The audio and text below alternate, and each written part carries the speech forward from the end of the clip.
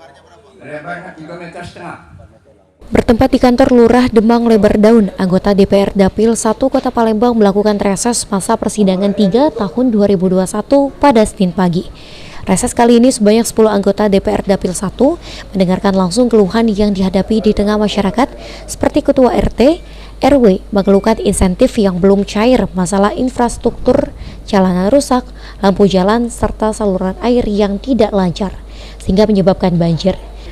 Ketua Dapil 1 anggota DPR Kota Palembang Nazili mengungkapkan, untuk masalah infrastruktur akan segera ditindaklanjuti, sedangkan insentif RT, RW karena kondisi anggaran terdampak pandemi COVID-19, namun anggota DPR akan berusaha meningkatkan insentif RT dan RW.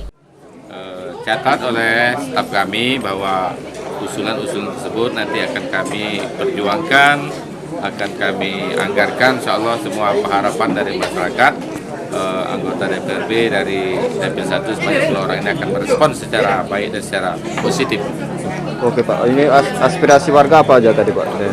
Aspirasi warga tadi banyak juga, ada masalah kerusakan jalan, masalah lampu jalan yang tidak berfungsi, dan juga ada juga masalah drainase yang sudah dangkal sehingga mengakibatkan beberapa titik banjir atau genangan air.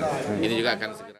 Anggota DPR Dapil 1 sudah menyerap aspirasi warga dan akan diperjuangkan serta menganggarkan pada sidang rapat paripurna di DPRD Kota Palembang. Abdin Triwanto, PAUL TV.